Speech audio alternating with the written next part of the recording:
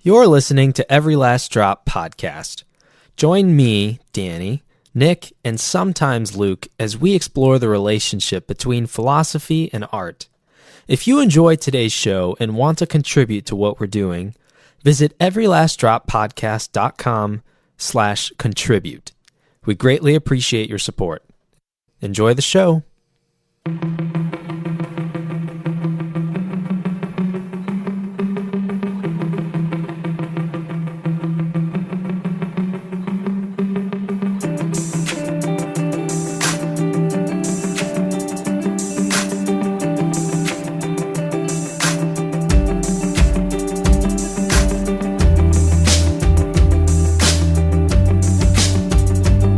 Okay, welcome to the show. Hi, guys. We've got a good episode in store for you this time around. We sure do. So we brought in another heavy hitter for you. This week's guest is our friend Jeremy Schering. He is a musician. He's a producer. He plays in a band called The War on Peace.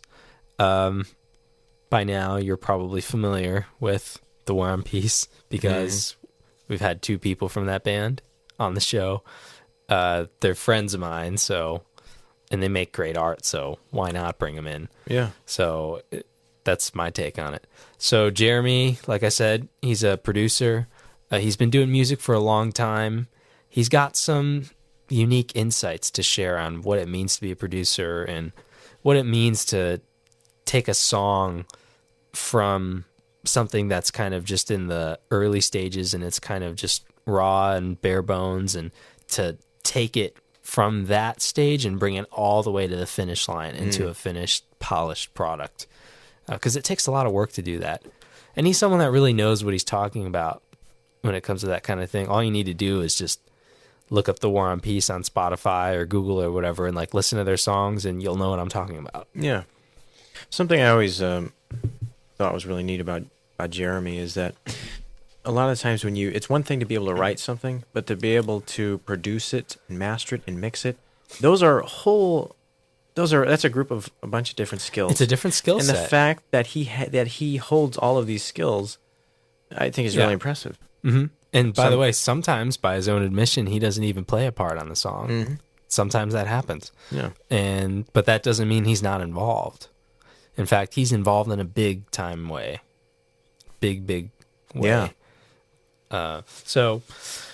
And by the way, as a person, Jeremy's a really great down to earth guy. He's personality wise, he's a little bit more subdued, a little bit more relaxed, and what's the word I'm looking for? He's approachable. He's laid back. Easygoing. He's easygoing. He's a little bit soft spoken. He's not going to be the loudest guy in the room. Which I prefer. I like me that. too. Me too. Because I think when you get those type of people and you really sit them down, the thoughts that they do have to share are really interesting because those people are usually introverts and they're thinkers. And he's one of them. So we really appreciated having Jeremy on the show. I think you guys are really going to like this one. You're going to get a lot out of it. We play some cool tunes and all kinds of other stuff. So Going to get a hands-on of what this stuff is. There you go. There you have it. So, all right, enjoy the interview. Jeremy Schering. Do you want to keep up with all of the cool stuff that's happening on Every Last Drop? Head on over to everylastdroppodcast.com to find out about everything we do, from a feed of our most current episodes, blog posts, ways you can get in touch with us, and an opportunity to join our email list so you can get up-to-date information about our latest releases. Haven't signed up yet? What are you waiting for? Go! All right, so another edition of Every Last Drop. I'm joined here in studio by my co-host Nick Schrader. Nick. Hey, guys. I'm Danny.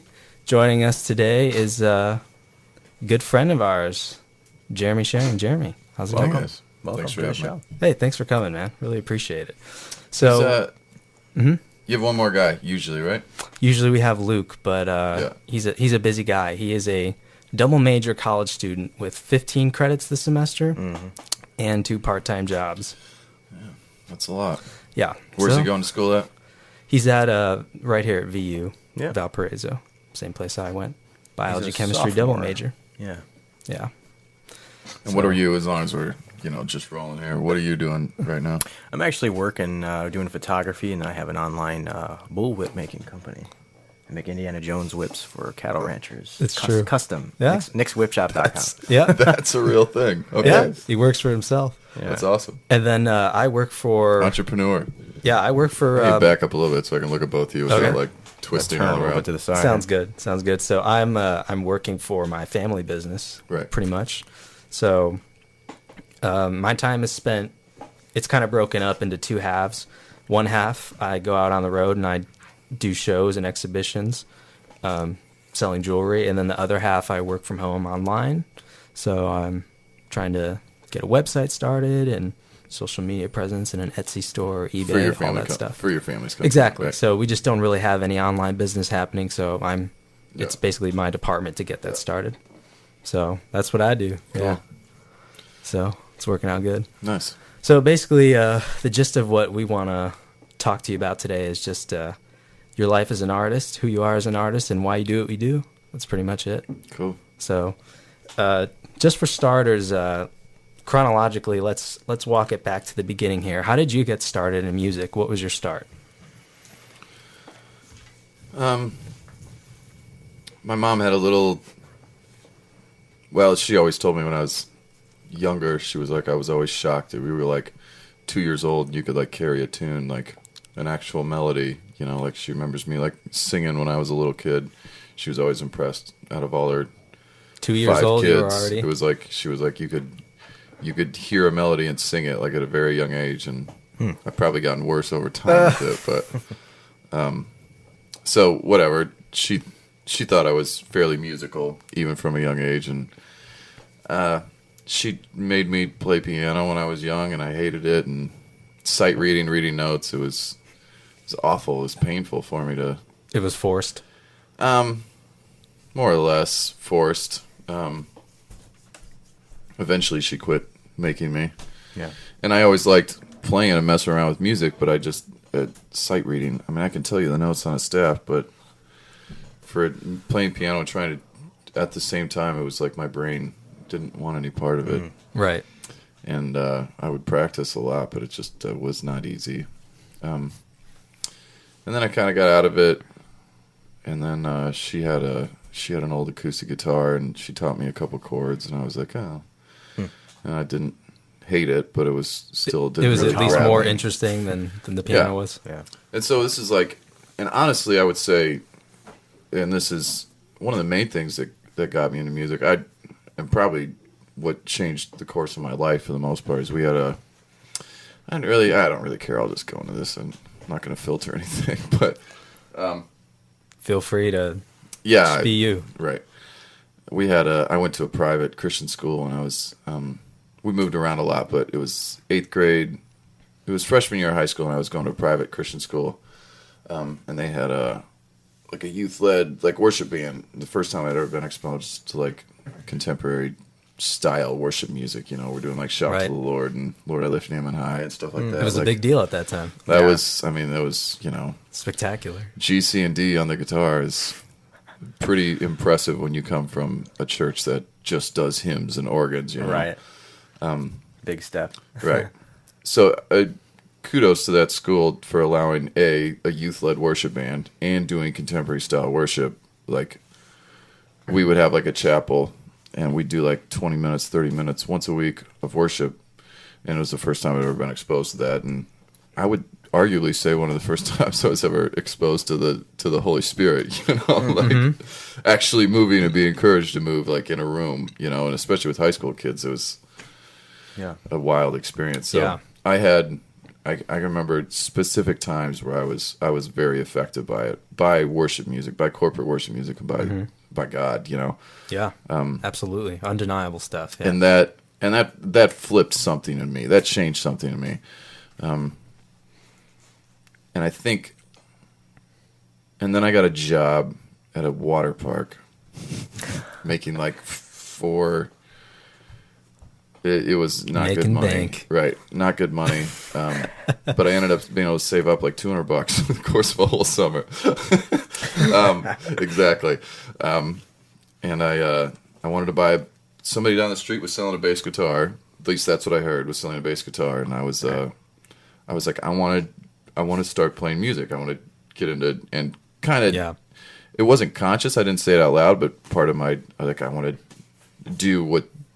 to do corporate worship. I want to play these songs. Like this interests me. It's powerful how it affects people. You felt the draw to it. Definitely.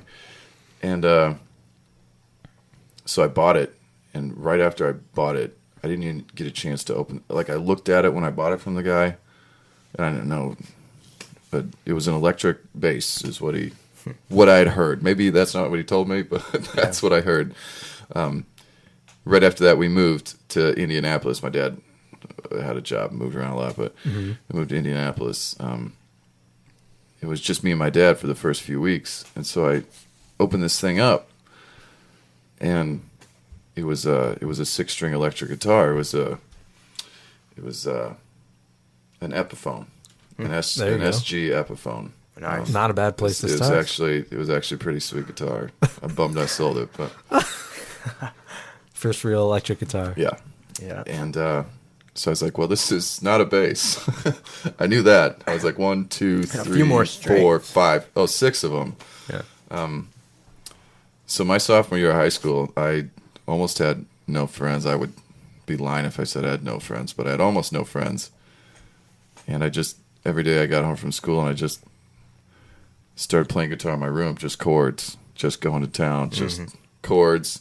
And then theory was fascinating to me. I just started teaching myself theory. I bought books on theory, started learning scales. I was so into it. And I thought you could harmonize chords. I tried harmonizing chords. And this was high school age? Sophomore, dude. Sophomore year of high school. I just moved, brand new high school. Yeah. Barely knew anybody. In a shitty mood usually, it was. Yeah. That was just how I was, Right. Playing guitar in my room. I was down in the basement. I had my own bedroom down in the basement. And I bought... Like a hermit. Yeah. And I remember for my birthday, I got some birthday money. And I remember going to buy 3 CDs. And I bought Radiohead's OK Computer. There you go. I bought Oasis, What's the Story, Morning Glory. And then I bought... the Wallflowers, Bringing Down the Horses, or whatever it's called. Did it have that one hit song on it? The 5 hit songs. Oh, yeah. Right. Yeah. Well, I think you're kind of even leading into what my next question was going to be. Absolutely. It's kind of part of the story. So it's that, and that flips some things right there, too. Listening to OK Computer is like, oh my, it's what a trip. is this? It's a trip. I've listened to music before, but this is like, in it. this is like rock and roll crossed with with alien abductions. It's perfect. It's a good way to explain computers on steroids. Yeah. It's ridiculous. It's such a great album. So that's what got me. That's the beginning stages of what got me into music. Nice. And that was, and I brought in those albums at the tail end of it to be like, those albums. That's when I got hooked into oh yeah, okay, the worship music I was hearing was good, but once you listen to OK Computer, it's like, oh, there's more technical aspects. There's this too. You know? Can do stuff that's way out of this world. Yeah, absolutely. Yeah. And there aren't any limits. That Radiohead album is probably in my top 8 to 10 albums of all time. It's fantastic. Yeah.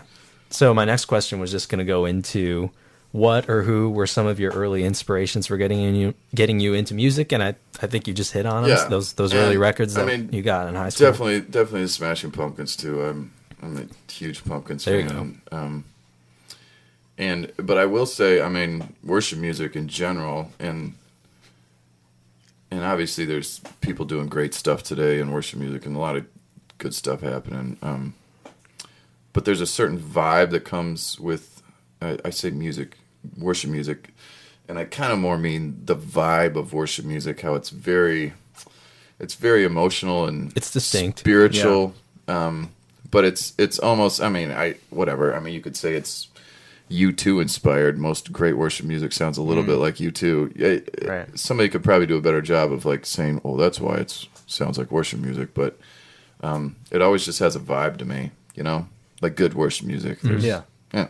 And I don't know. That's always been a big influence on me too. Outside of, Like I mean, Delirious. definitely. What's that? Like Delirious. Dude, that things in cutting that edge, vein. that first Yeah. worship, I mean, did you feel the mouse tremble? I mean, they were doing it way before anybody else was doing it, Yeah. I mean, that cutting edge, that double album that has like all these, I mean, They were I pioneers. Could Sing I Your think. Love Forever. I mean, Yeah. that and Did You Feel the Mouse Tremble? I mean, people today still wish they wrote those songs. Like, Yeah. they're Yeah. that good. For sure. Yeah, I think they were kind of pioneering for their time. Oh, definitely. I wouldn't doubt it. Yeah. But yeah, outside of that, definitely the Pumpkins and Radiohead, kind of whatever, kind of classic stuff that was popular at the time, Oasis, and I started getting a little more Yeah. involved in whatever electronic music down the road, and Telephone Tel Aviv, and even early Paper Route stuff really kind of changed Yeah. the way that I approach music to way more electronic. But yeah, Telephone Tel Aviv, when I heard their first album, Fahrenheit, Fair Enough, if you ever get a chance, it's not on Spotify, which is a bummer, but you should try to track that down. Somebody said they're re-releasing it, which is actually really exciting. But Nice. their first, yeah, all of a sudden it was like, guitars? Why? I mean, that's We'll get into obviously some of that a little extreme, later. but Yeah.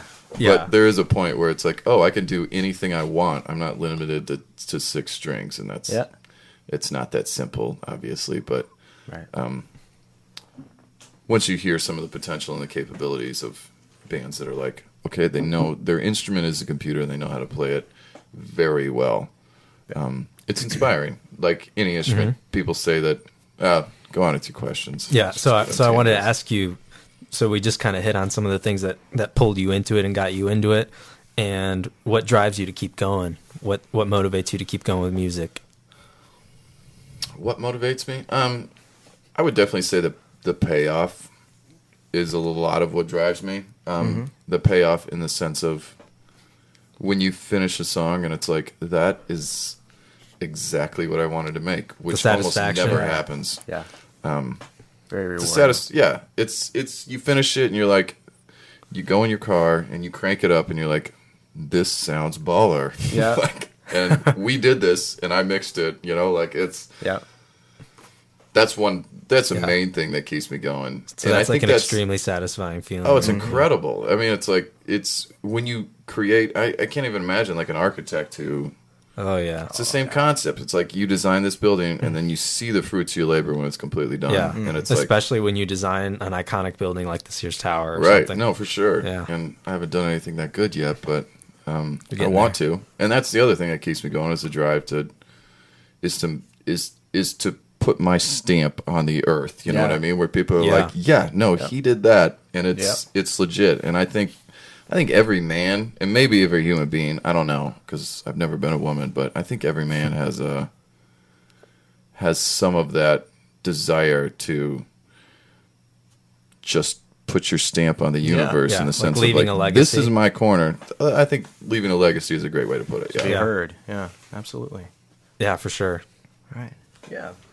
Well, we were talking about the worship band. That was kind of your first experience and your first project. But what was kind of the second step after that? What was your next project? Well, actually, before, I don't know if you're referring to the Avid thing. Yeah. That was the first Maybe. Yeah. recording project Okay. that we did where we it's like Pro Tools, like we tracked it. Yeah. Like Yeah. DJ Field, who was in the band Urbanites, was he was a powerhouse behind that Avid recording, which is still great to date. I didn't know what I was doing when I mixed it. I still like those songs. I know, and it's not Me too. terrible. Like Me too. the songs are good. I mean, the vocals are just, my production of the vocals is god awful, but Who was the vocalist, by the way? it was DJ. I sang on a couple, and then Brian Bustos sang on a friend of ours from back then. He wrote one of the songs and did it. Yeah, Right it on. was a fun project. I learned a ton about even where I'm at today, because when you have to do when you've recorded things but you've never done a full length anything, and this wasn't even full length, it was like 6-7 songs, but Yeah. then you start a project of that magnitude, you have to learn a lot in Pro Tools to be able to get to the end of a project like that. So that was really good for me, and actually a friend of mine who went to Full Sail, it's a school down in Florida, like a recording school down in Florida. Yeah, I'm familiar with it. Who went to Full Sail? He Ryan Belstra, he helped track that and some of the mixing on it, but I've always had the ear for mixing. Like I know exactly what I want to hear. That's why I'm always afraid to like. I have a few friends who have offered to like mix our stuff or do a couple test tracks for free, and I'm like, I just don't want to let go. I don't want to let go of it because I know what I want to hear. Creative control. I'm not saying I'm nailing what I want to hear, but I want it. I know what I want to hear, and I want to have control over it. There'll probably be a day where somebody's like, okay, well, totally you won't let me mix it. At least let me show you some things. You know? The first project, I don't even know if that was a real answer. I just kind of the actual, like, what other projects? My point was before that I was in a band. Okay. Before that I was in a band that we started writing some stuff that was kind of worship stuff, kind of not. And then after that I started with the guy who I was working with DJ a lot, and then we kind of parted paths. Like this is before we did Urbanites, but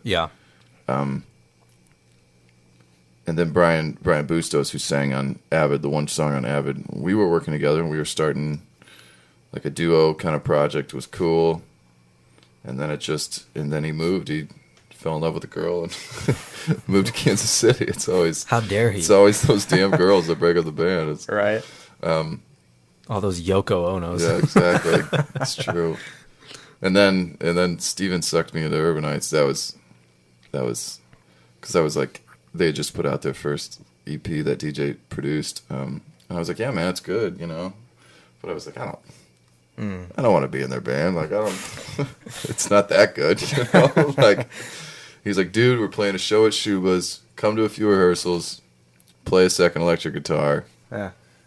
At this show at Shuba's, I was like, "Shuba's, dude, that's legit. Like, I love Shuba's, you know." Sure. That's a cool little venue in Chicago for those who aren't familiar. Yeah, no, it's a legit. It's the coolest under 250 person club in Chicago, easily. Wow. But it took him like 3 weeks to talk me into it. I told him no like 4 times, and he was like, "Dude, come on, just the one show." I'm like, "All right, fine, I'll do it."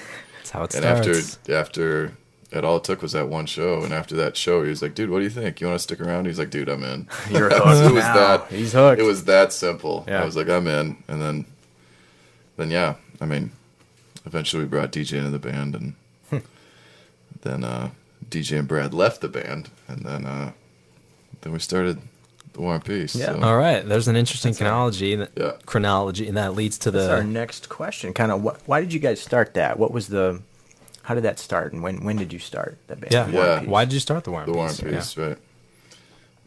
Well, the option was either Brad and DJ sat us down, and the bass player and the drummer in Urbanites sat us down, and they were basically like, "We're out, you know, we're done. If you guys want to keep going with the name, like, we won't hold you back." So after that conversation, Steve and I are like, won't drop any F-bombs on your show. Steve and I went and got a beer, and we're like, "Oh, well, now what?" You know, like, we just poured countless hours, money, energy, sacrifice time at home into this. Like, what are we gonna do?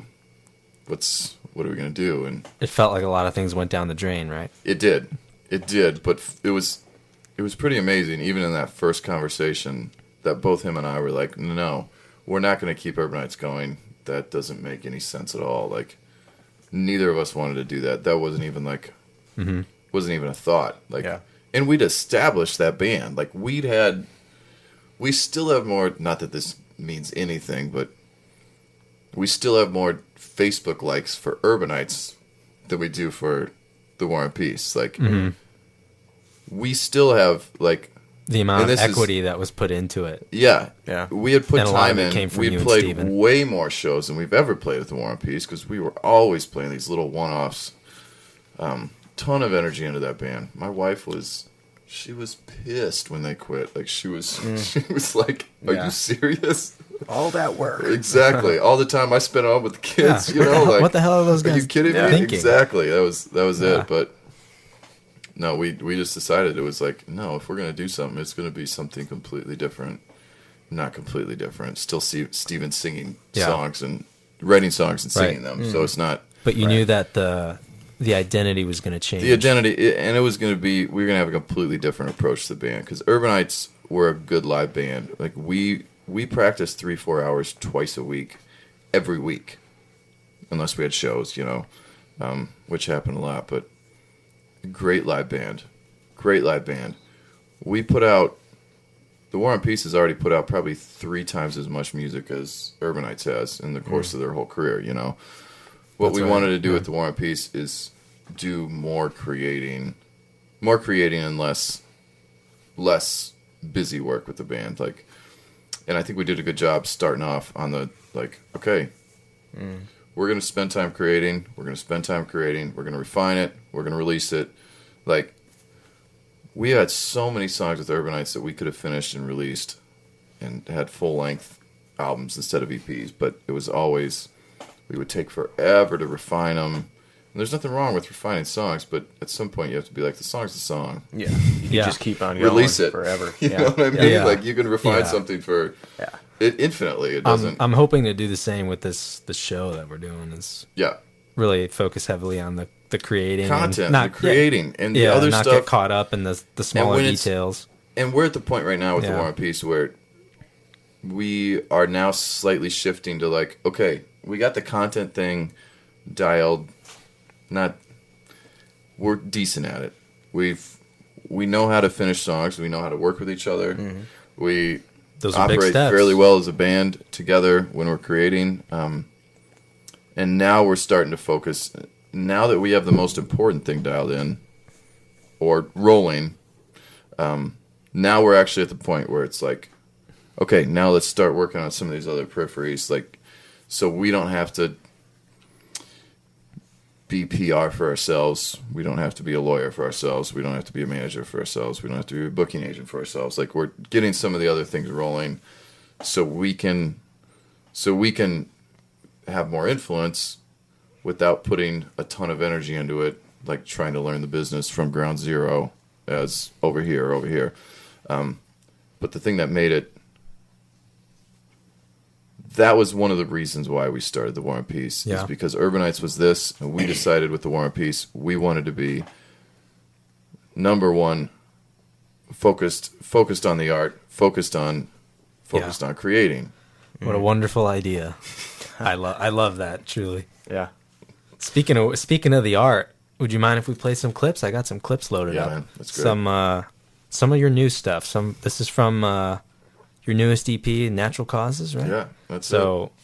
So the first one I've got loaded up here is it's called "You Can't Go Back There Anymore." It's a righteous tune. Okay.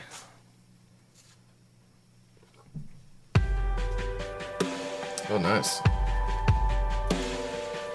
You're actually going to play it, too. Yeah, for sure.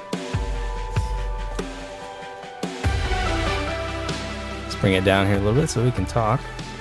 Cool.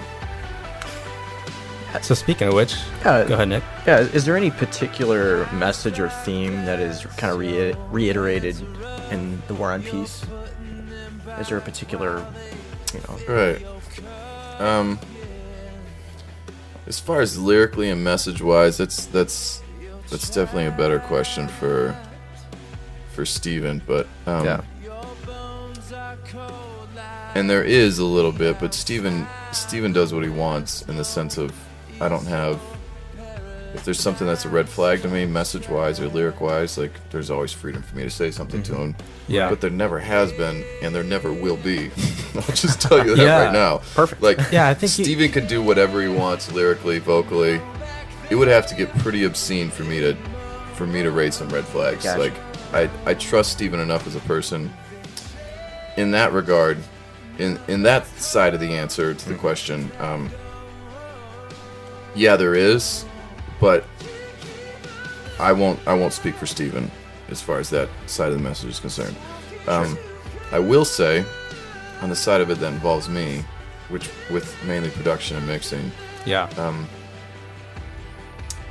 to date, it's pretty much been just me trying to do as well as I can and do the best job I possibly can. It sounds fantastic. by And the that's way. turned into, there is some consistency with things, but only because I don't know how to do it a different way, or because that's the best way I know how to do it. right. I like big drums.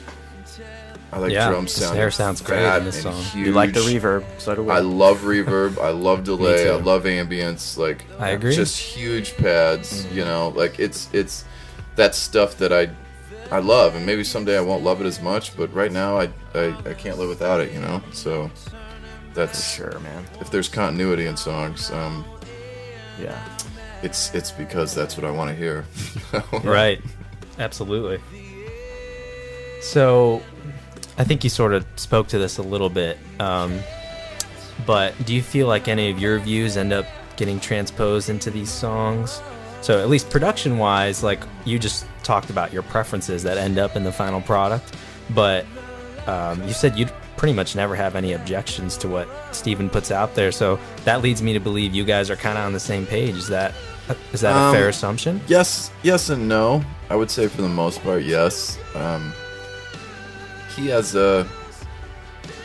for him to be able to believe everything he's singing and everything he's writing, he has to have a certain amount of like emotional connection to it, and I think that means him finding his own path. I love this moment.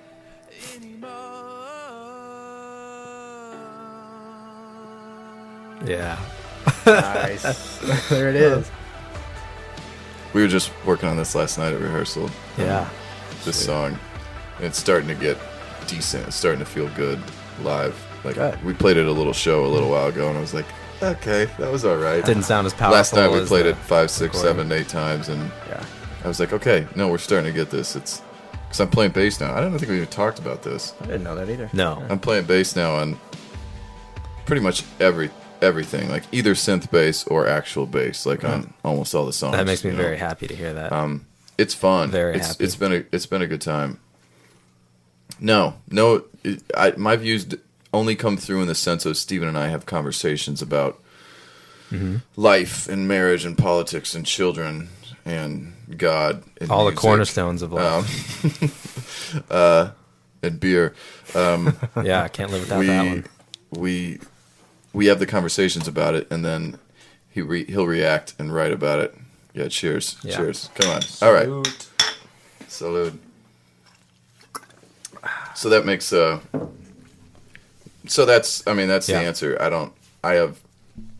There's been times that he's asked me about lyrics, and I'm like, he really pushes me for an idea. I'm like, well, how about this? And sometimes he's like, no, that's terrible, or oh, that's not bad, and that leads him to something else. But Yeah. it's Well, only that's me. good. It It's gives only them something to bounce something off of. And and that happens Get so out of little the anymore because loneliness that's of like it. his zone. Like I just don't. It's not that I don't care.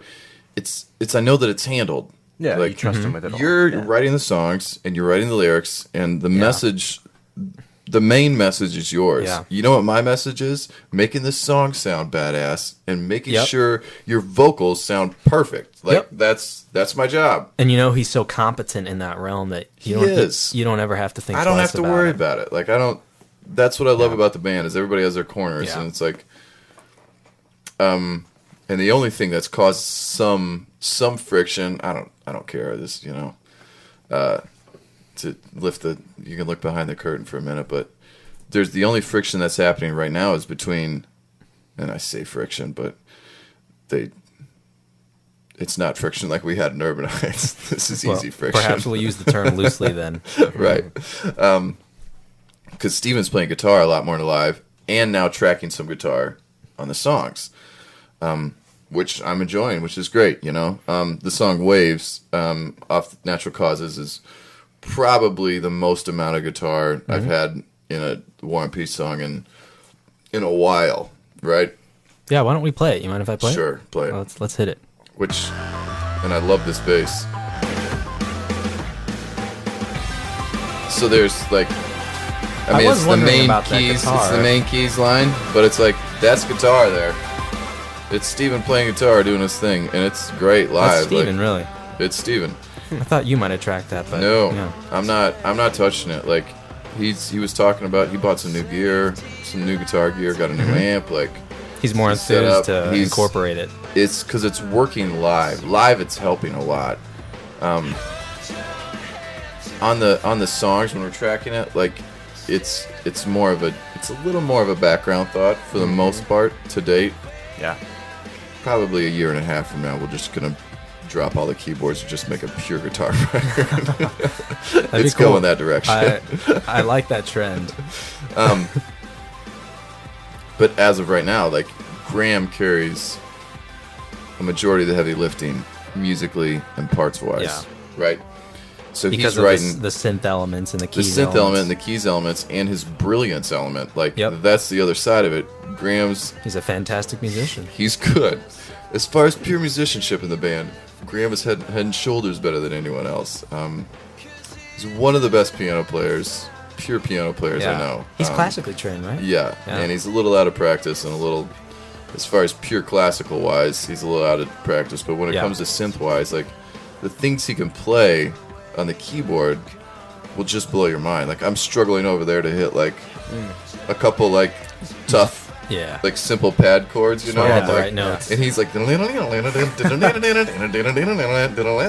then he starts playing another part of Yeah. the other keyboard, and you're like, nah, come on, man, that's not real. It's ridiculous. It's just what fun. an You could asset throw to like, have Graham. yeah, it really is. So that's the only friction that's happening. Is Steven, who's a great hook writer on guitar and vocally, Yes. coming into Graham's territory a little bit, where Graham's been carrying all the parts up to date, and now Steven's like, oh, outside of being the lead singer, I'm gonna start throwing some sweet guitar parts in here. Graham's like, whoa, whoa, whoa, whoa, whoa, whoa, He's whoa. claiming some more territory. Come on now, easy. Graham's easy. like, I have my flag planted here exactly. already. Stay out of my So that's, territory. I'm like, dude, you guys figure it out. You know what I mean? Yeah. And it's by figuring it out, Steven's pretty much made himself like he won't limit what he does, but he won't get upset if I cut something. And Right. I'll unless it's like everybody's on board that this part's better than that part, I'll take Graham's part over Steven's part any day of the week as far as dominance in the mix, you know. Yeah. Right. Just because that's how the band has to operate. Everybody has to have their spot, and if you start taking away somebody's spot, You don't have a eventually you're band not going anymore, to be in the band anymore. That's exactly. So it's at the end of the day, it's about, and all of us want to have the best song. We all want to serve the song. We all want to. I love that bridge. I know you can't go straight to the bridge, but I love the bridge on that song. We could talk about intricacies and parts of songs all day because it We could. nerds me out. But Yeah. Well, I like going there myself, but we don't want to bore the listeners too much with those burdens. right, So I think you've. and Nick for that matter. I'm enjoying it, man. I think you sort of talked about this, but I would like you to expand on this thought a little bit, if you would. So I was wondering, how has your perspective or your attitude towards the musical projects that you've been a part of changed over the years, in terms of like desired outcomes? So like what you're trying to get towards in the end, like where the arc of where you want it to be heading towards In and relation ending to up. what I've done in the past. Yeah, I'm sure like Or- your goals and the outcomes that you want to achieve with the War and Peace are different than what you wanted in Urbanites or in prior projects, right? Not really. No, they're not. In the sense of end goal. Yeah, well, I guess it gets a little more refined as you get older and you care less about other things. But Well, then just what are your yeah, desired no, outcomes absolutely. with the project? then? Yeah, I guess that's all it boiled down to me. Is like it Yeah. all turns into one answer. I want to make music. I don't want to have to. I want to make music for a living and then go home to my family. Like that's my goal. Yeah. And I want to be satisfied. I don't want to. I 80% don't want to compromise on the music I'm making. You know what I mean? Right. that's fine. 15% compromise, 18, maybe 20% compromise on the music if it's going to mean the paycheck and my family eats and I can still keep making music. I haven't done that math in my head, and honestly, I've never been up against those percentages or had to make that choice. To some extent, I've had to make a few choices where it's like, okay, we want to put, they want to take, they're opening up placements for the new 50 Shades of Grey movie. Do you want to put your song in it? You know what I mean? It's like, well, what's it going to pay out? We're like 10 grand a song. I guess we'll throw them a song and see if it hits. You know what I mean? Yeah. Those are conversations we've had. And it's like, well, I mean, it's a long shot. It's probably not going to happen anyway. Mm-hmm. You know, are we going to throw it out there? And I was like, well, it's not like, I don't know. It's an interesting, it has changed in the sense of like, well, I'm not seeing a ton of money rolling in making music. Mm-hmm. But regardless, I believe in what we're doing. Yeah, you want to keep your integrity as a creator, right? You want to keep your integrity as a creator, yes. But at the same time, what does that actually mean? If you're not creating, or if you're destroying everything else in your life to create, what's the benefit of it? Right, and that's where it comes back to balance, right? It comes back to balance, and it comes back to money. It's as lame as it sounds, and as arrogant, greedy as it sounds, because it's not really about that. But it's like, well, I want my family to be provided for. Big factor. It does suck, but at the same time, it forces you to actually decide on what is important and what's not important. Yeah, that's true. I don't know. It's helped me refine things. It's helped me decide what I want to do, because I haven't compromised on music a lot in my life, and I don't think I've compromised much even in the War and Peace. But it's great that you're able to say that. I think that's at the same awesome. time, I haven't made a ton of money in music either, so maybe there's a problem there. But I don't know. I don't even remember what the question was anymore. But that's just about desired outcomes. Yeah, with your desired outcome. Projects. Well, ultimately, the desired outcome is to put a stamp on the universe.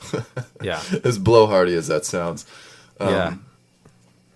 And you can do that through your children, and you can do that through relationships with people. I mean, it doesn't have to be through music, but yeah. I mean, I'm not going to lie.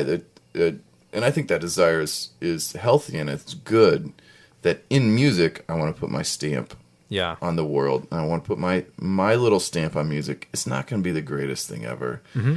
It's not going to be the Beatles. It's not going to be Led Zeppelin. It's not going to be U2. I know that, but I believe it's going to be good. And I believe it's going to have influence. And I think it's going to be on a grander scale than what it is now. Absolutely. Like that's my end goal. And my, like I want to, because I will say, because I misspoke earlier, it's not just that I want to make music for a living and go home to my family. I want to have influence beyond the influence I'm having right now. Yeah. Because I wouldn't be satisfied right now if somebody came in and was like, who's a multimillionaire was like, yeah, I'm going to pay you $100,000 a year to make music until you're 80. You should have enough money put away by then to retire, like not that $100K a year is a lot of money anymore, but it is if you're young and single. Right. You throw 3 kids into the mix, and then all of a sudden it kind of gets a little diluted. Yeah. So I hear anyway. That wouldn't be enough. That wouldn't be enough for me. I would still be driving for something more, because I feel like there's something that I have through my music that can help people in some way. And I felt it with the Smashing Pumpkins, and I felt it with Radiohead, and I felt it with worship music. Like those things, those bands, those artists help me in some way become a better person, or a more aware person, or a less self-righteous person, or they changed me. And I want to do that for other people. That's basically it. Yeah. I mean, if you want to boil it all down to something. And those guys, they found that magical mix of like making music that they're proud of and passionate about, and providing for their families without a problem. And right. Yeah, they found a way to do it. So yeah. Yeah, we're just curious. How did you transition from being a guitarist to more of a producer? When did that come? That's a good question. Yeah. I like guitar. I've always liked guitar, electric guitar especially, because that's the beauty of effects. You can kind of Yeah. Oh, yeah. you can kind of start producing your sound. Like I was already in production as an electric guitar player. There you go. I was playing really boring stuff, and then I would put reverb and delay and distortion. Changes the whole aspect. Yeah. It just makes it this. You Like, found a way you to go take from your this to guitar this, and make right? it sound like Yeah. It's a amazing. new kind of instrument. That's probably what started me down the path of going towards production. Okay. Because it's like with electric guitar, you start getting the right effects and you start getting it dialed in and you get the right sound. It almost doesn't matter what you're playing if you get the right sound. It's incredible. Like, Right. But Yeah. sometimes it takes a lot of work to get the right sound. And For kick drums are one of the hardest things in the world, in my opinion, to nail. And in production and in mixing, you get that right kick drum, and all of a sudden the whole song is like, Yeah. wow. That's where That's the song right. is driven from. Yeah. It's crazy. It is. Yeah. It's insane. Like, you hear a bad kick drum on a song, and it's like, you can't even pay attention to the rest of the song. It's like, this is awful. Like, it's not right. Like, it's not good. Yeah. Unless you're listening on your phone or something, and then it's like, oh, that's a decent song. Yeah. Yeah. I mean, I guess there was a point. I've always critiqued mixes ever since I was young, and I started listening to music. Like, I was like, I don't know why. I don't know Yeah. why. Everything in churches, like, there's been moments I've had to walk out of. Oh, this sounds super douchey, but I've had to walk out of worship services multiple times where I'm just like, I'm gonna explode if I'm in here for another 5 minutes. This mix sounds this like garbage. mix Yeah. is awful. I relate. I mean, to their that. hearts I might be in do. the right place, but this, I'm telling Yeah. you right now, God doesn't like this mix. Tell you, that's for sure. Oh, Yeah. that's funny. And that's He's not yeah, taking credit for that. Yeah, Yeah. it's excellence in the church. That's a whole nother podcast. But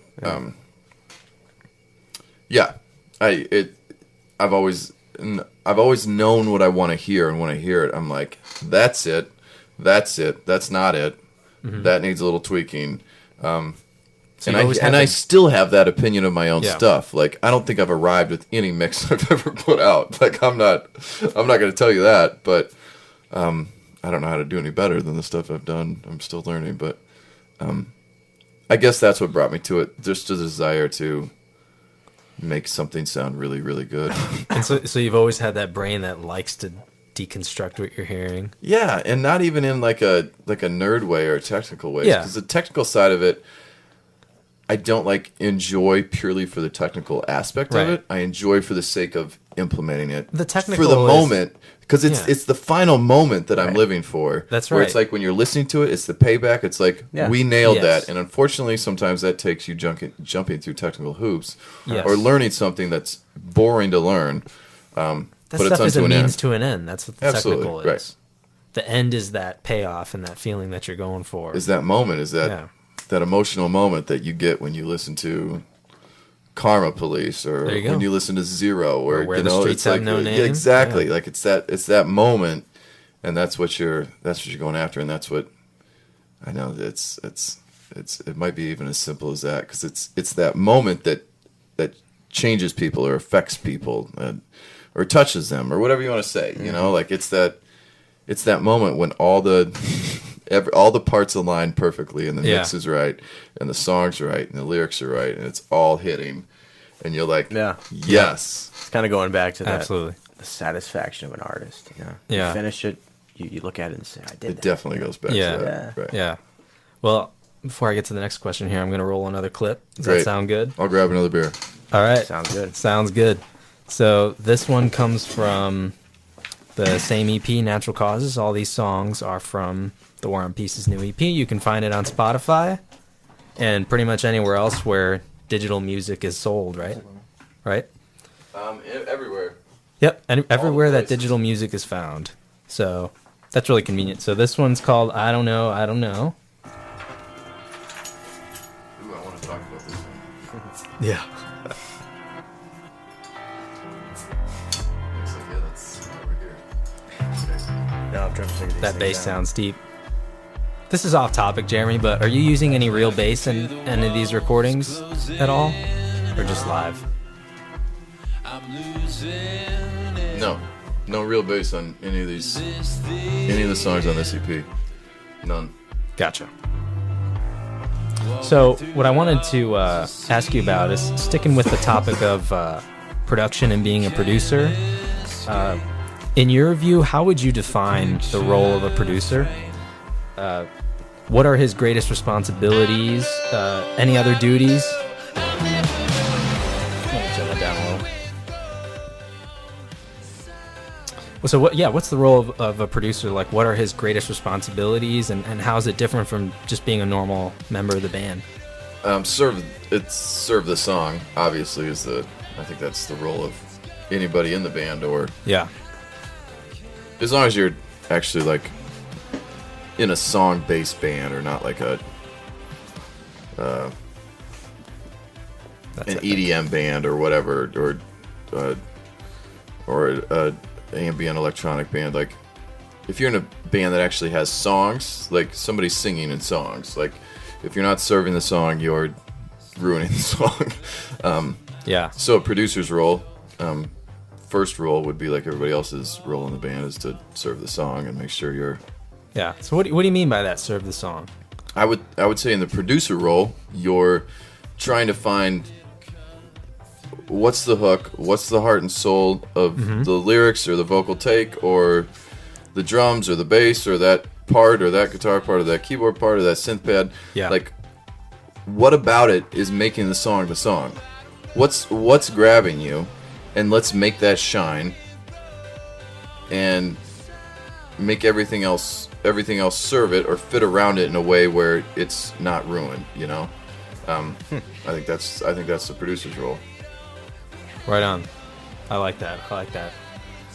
Okay, so here's another question that kind of gets at sort of your philosophy as a producer. So, as a producer, what would you say in your mind are the ingredients of a great song? What makes a great song? It has to sound good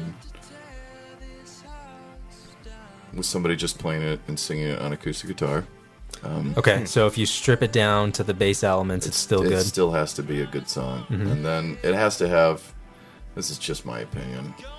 It has to have great drum sounds, and then it has to have some kind of unique synth or guitar line, hook, sonic palette. That's like, okay, that's something you can latch onto, and it's like, it just gives you ear candy enough to pay attention to the lyrics and pay attention to the melody. You have to have that in today's music market. You have to have that almost that extra little thing that's like, ooh, that's cool.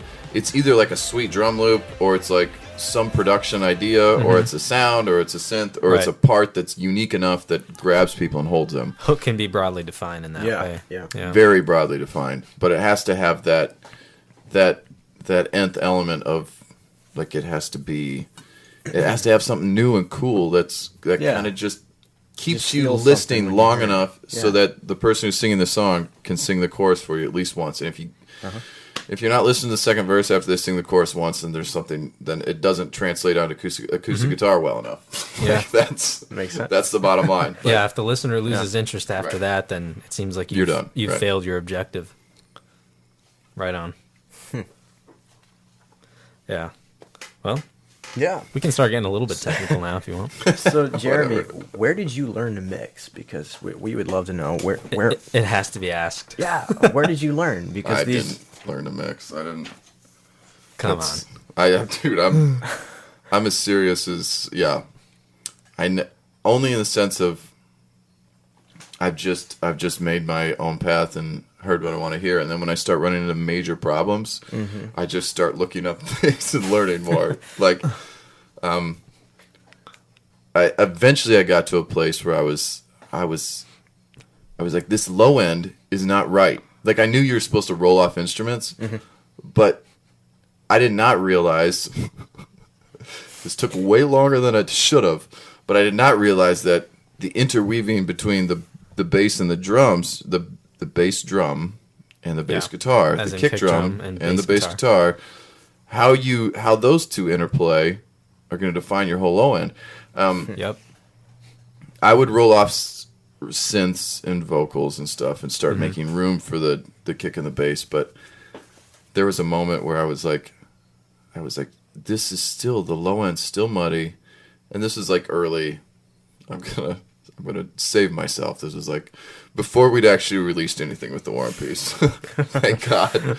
And there's still some major low end problems in some of those earlier mixes, but there's some in the later mixes too. But I'm getting better. Not enough. It's not glaring. Don't worry about it. Yeah, thank you.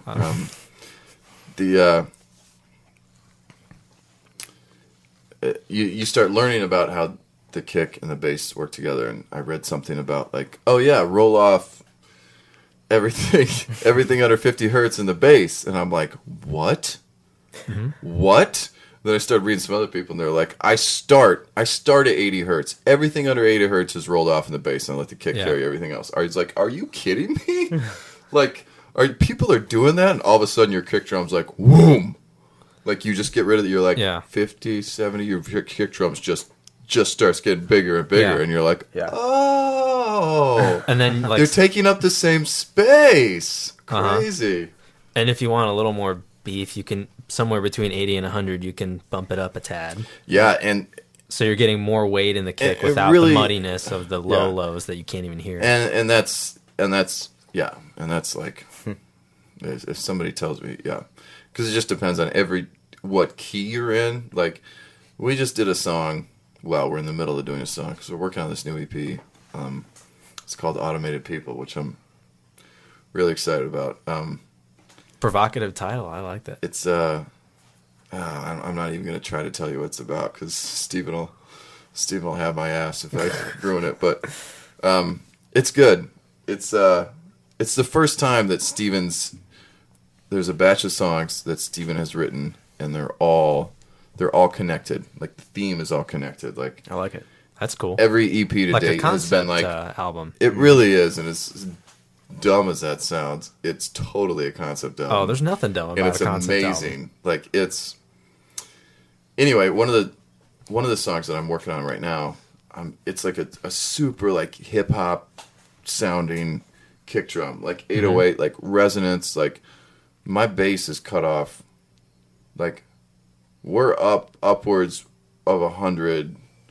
Like I have a boost in the bass at like 110 or 120 or something. Yeah. Everything under that's rolled off.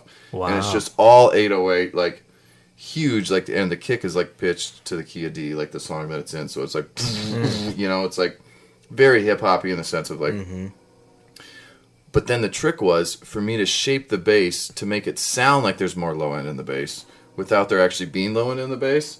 Like, it's crazy. Some of the stuff you can do, like, I've been getting into some of these, like, whatever, some of these, like hip hop kick drum tutorials, you know what I mean? Where it's like, okay, well, here's how you work with the kick drum, depending on what key you're in. Some of these guys are geniuses. Like, it's crazy to me how much technicality goes into some of these, like, some of these songs. Like, it blows my mind how smart these guys are. But it's crazy how much low end you can pretend. You can make there sound like there's low end in it, but there's actually no low end. None of the lows that you think are in it aren't actually in it. It's fascinating. So I pretty much just learned how to mix on trial and error and YouTube videos. Yeah, That's about I was going to it. ask if there's any YouTube videos, because that's whenever I want to learn something, YouTube's kind of my go-to. So It's pretty amazing, and there's a ton of stuff out there. There's sound on sound. There's a ton of like just online forums where it's like you just start.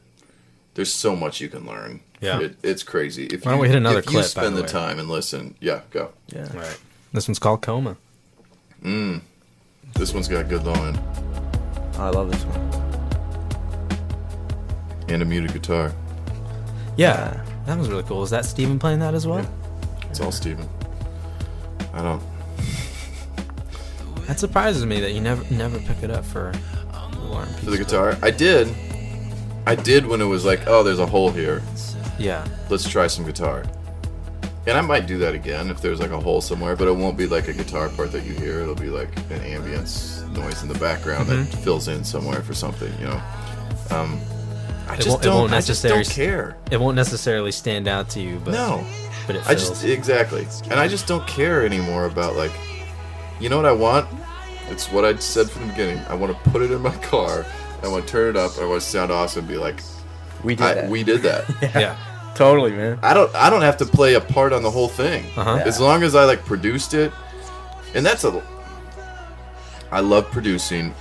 I'm shocked at how much I enjoy not playing instruments and just arranging, producing, and creating the sonic palette, and then mixing it. It's crazy how much I enjoy it, and that's why. You know what? I almost view it like a coach of a basketball team drawing up the X's and O's. He's not out there on the court playing, but he's analogy. like he's Very good directing. That is a decent analogy. It's close, but it's not perfect in the sense of like, it's almost like you're a. That's not a good one either. I don't think there's you're a perfect right. analogy. You're right. But I do think it is like that. A good producer is like a good coach is to a team. You know, like more so in the college game because the pros are so independent. But right. yeah. I will say that though on this new EP, most of the time our process. I'll talk about our process for a minute, and then we don't have to I'd love to go hear all it. night. But Yeah. our process to date has been a lot of like Steven will write the song, put down a few loose ideas, maybe a couple, maybe a drum line, a bass guitar, and one synth or maybe a second synth to augment it, you know. And then most of the time Graham will get it, and just Graham's process is like write like 40 different parts and just throw it all on the canvas, you know. Like, Yeah, it's like he just ton takes of tons stuff. of paint and just It's just Flings a it. ton. I'll open the session and it'll just be complete chaos. Like I'll open it and it'll be like groups of like 10 or 15 synths, and then you'll have like 12 of those groups. You know what I mean? So Yeah. just a massive amount of keyboard parts. he's like everywhere. an ideas machine. He is, and it's crazy. Like I'll find one buried like way down at the bottom, and I'll be like, oh my gosh, this is it. Like this is the part that becomes the chorus like line. Like that happens all the time where Graham's like, I'm not sold on that one. I'll tweak it a little bit, switch the sound or put a different sound, another sound with it, you know? And then it's like, that's the chorus part. No, that's genius. Like that's great. Yeah. On this new EP, maybe not every song, but almost every song has come through me first, so I can put the vibe down with the bass and drums. Because I do the bass and drums on almost every song. Like a lot of times, Steven will lay down the original bass line, and then I'll kind of tweak it from there. But Yeah. or even the beat to get the song going, and then I'll adjust it how I see fit, you know. So it's been fun on this new EP. Like I was like, here's what I need to do on this EP for this to be, for me to feel like there's continuity, and I want to put my stamp on the song earlier so that before Graham lays down all his parts, I've already set the tone with some of my production and some of the drum production, you know. Because that's the thing direction's already being defined. Exactly. That's the thing that I feel like in my end defines the song the most is the drum production. Like what I do with the drums, just because how loud the drums are in our music, like defines a lot of the feel of what's going on. So I like on this EP, it's been fun being able to put some of that down before the song gets more developed. Because it changes the whole vibe of it. I feel like Graham's reacting to me more than that was a past. change from some of the ways you were doing it in the past. It's been more me reacting to Graham and Steven, and a little bit. I like the process of Steven writing, me setting the tone in the sense of what I feel like the song's going. Graham reacting to that, Steven coming back around and reacting to that, maybe putting guitar and close to final vocals, and then I do a pass. Steven lays final vocals, I do final mix. Like. Makes a little more sense. It's a good sequence. I like it. Yeah. So that's whatever. I like the process. Nice. All All right. Well, hey, let's close it out with Yeah. this, and let's see. I'm interested to see how quickly you'll have an answer for this one, or if you have to think about it. Right. But what song are you most proud of that you've put out? Whether that be with the War and Peace or your entire career. No, More than likely, it's with the War and Peace. definitely with the War and Yeah, Peace. I thought so. I mean, didn't want to assume, but I'm just gonna look at I have a couple answers in my head, but I'm just gonna look on Spotify at our whole catalog a second, just so I don't accidentally miss one. No, absolutely. Yeah. I'm sorry. I'm probably thinking too hard. Hey, about this is a but- good problem to have. I have so many out there. I don't know which one's my favorite. No, it's not like that. It's more just I don't want to forget about something. I will say, I'm really happy with how The Chosen turned out. That was it hits really hard. It sounds good. There's a lot of sidechain compression. That song. There's a ton of sidechain, and it did exactly what I wanted it to do. I don't regret all the sidechain I put on that. That's all I'm saying. It feels like I love sidechain. it feels like my whole belly's being sucked in, and the air is being sucked out of me love when I it. hear it. Under Attack. That mix on Under Attack, it's not even necessarily a song. It's that mix on Under Attack is right. I can't do that mix any better, even now. 5 months away from that mix. The mix on Under Attack I'm incredibly proud of. And then You're the Only One, just as a fully artistic statement. I think that's my Yeah. favorite. Yeah, As an artistic I feel like statement that's- and a mix. that is a it's defining good mix. song for the War and Peace, in my opinion. It's an incredible song. The parts on it are genius. it still stands out to me as it's probably my overall favorite. It's like Dude, it is a it's- great song. it's like if you guys were to, and maybe at some point, finally, I think one day somebody's gonna discover all this, and that's gonna be the one that hits. Yeah, we'll see. Yeah. I would love for that to happen, but I Yeah. think that's the one. It's a great tune. It's unique. It has all the elements, and the mix is good. The mix isn't it seems bad. to have There a was a little signature bit from all the members, Right. really distinct. Absolutely. Your mark is on it very distinctly. Stevens and Graham's as well. I mean, It's good. It's a good tune. yeah, because there's an interlude in there that's just amazing. It's stupid good. It feels like you're floating through space. No, those are Yeah. The Chosen, Under Attack, and You're the Only One are probably. You're the Only One for artistic statement. Under Attack for pure mixing. Yeah, the and balance, The Chosen yeah. for production elements. I would say. Yeah. If I could pick three. Yeah. Yeah, no, good answers for sure. Hey, well, that's all I got. Thought you're gonna stump me. I don't think so. I think about this stuff all the time. Yeah, Save the hardest question for last. you're ready to give an answer anytime. All right. Well, I walked into that blind, people. I didn't Yeah. know these questions. all right. Well, that's pretty much all we have. So Yeah. if you want The War and to Peace. leave the listeners, TheWarOnPeace.com. yeah, and it all stems from there, right? Yeah, and Spotify, The War and Peace. All right. Everywhere, all those places. And thanks for having me, guys. And Thanks for being on the show, man. Hey, thanks Yeah. for coming. We really appreciate it. Again, Anytime. thewaronpeace.com.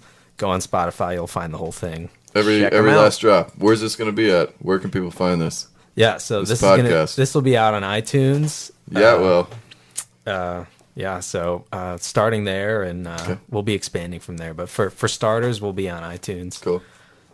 So, all right. Cool. Thanks for coming, man. Appreciate it. Thanks for having me, All guys. right. Next Thank you. time. See you guys. Do you have a question, a quip, a grievance, a greeting, or anything else otherwise you want to share? Do you want a chance to have it featured on our show? Pick up your phone and dial our number, or send us an email. Our phone number is 916-382-2654. That's 916-382-2654. And our email is everylastdroppodcast@gmail.com. All right. Jeremy Schering. Thank you, Jeremy. That was fun. Yeah. What a great guest. Yeah, he was. A lot of important information there. A lot of great details. It was so cool to listen to those songs and then just hear the guy who mixed them, Gems. mastered them, put them together, wrote them. They're sitting right next to you while you're listening to these high quality tracks. It was really very special. I enjoyed that. Oh, I totally agree. Straight from the source, it's like going straight to the factory, if you will, to talk to the person who made a product that you enjoy using and asking them what went into it. And that's what you got from Jeremy. Yeah. So we hope to bring lots of people that are similar to him on this show. People who are... Jeremy has a lot of... how can I say it? You know, you can definitely get into the weeds with him in terms of technical stuff. And, you know, we don't want to lose people when we start talking about and he was very aware nerd of that stuff. He was very conscious of that, that the listeners didn't know the details about, 20 decibels here and here and so forth. And there was a little bit of nerd talk in there, but I think he was aware of the fact that, okay, we better not go on too long about this nerd stuff. Yeah. Because in the end, the nerd stuff doesn't really mean anything. Like it's all about what it does for you in the end. And the end result, of course, is the art that everyone enjoys. Yeah.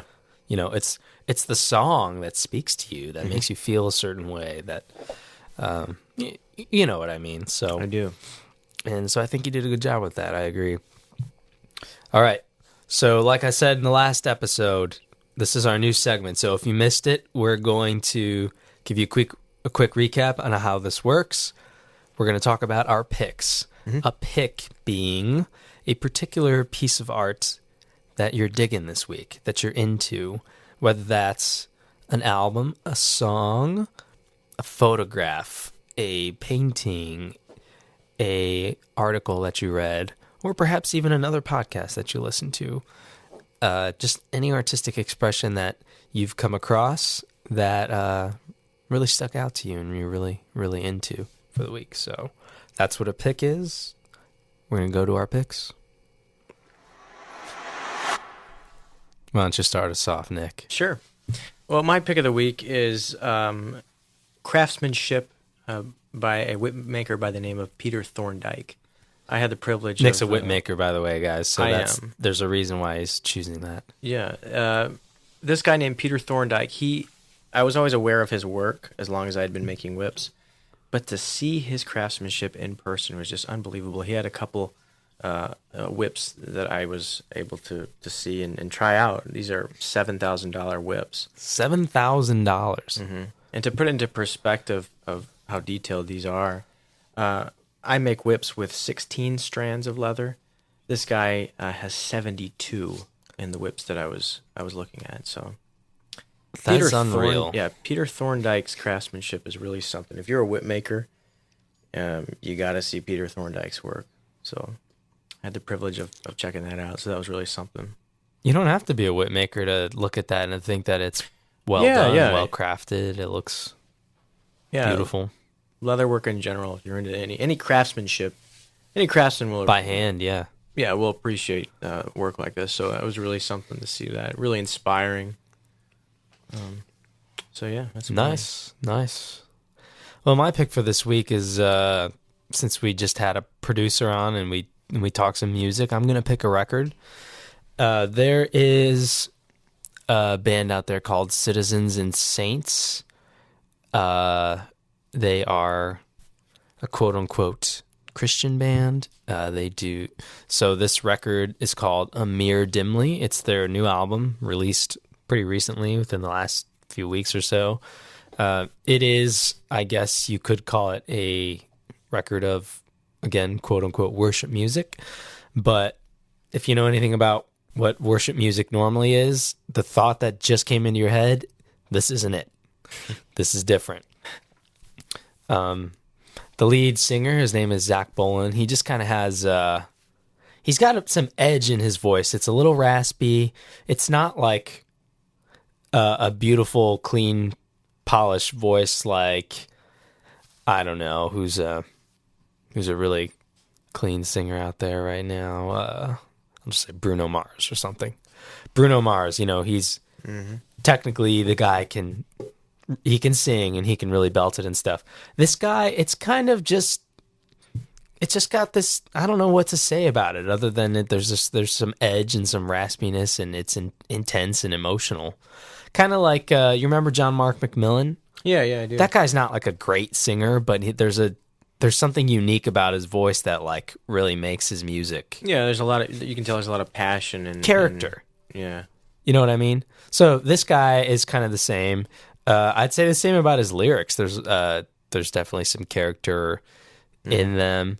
I really appreciate the record musically, how it's done. A lot of guitars. There's not a lot of fancy modern production techniques, I guess. Electric drums. I mean, there's real drums. Okay, that's one of my pet peeves is modern music, like electronic drum samples and not having real drums. Like, I get it if all you do is electronic music and that's what your band is, that's fine. But like, it's just ubiquitous now. It's everywhere. It's like even bands that I like are turning into this. So it's kind of a pet peeve of mine. But yeah, so that's it. Those are the picks. Whips by Peter Thorndike. Peter Thorndike. Check out his work. I don't know if he's currently selling whips on a website. Otherwise, I would give him a shout out. But if you Google him, I'm sure it'll take you to his store if he's selling at the time. Sure. So we'll find a link for him somewhere on the internet where you can check out his work. If not to buy, at least to admire.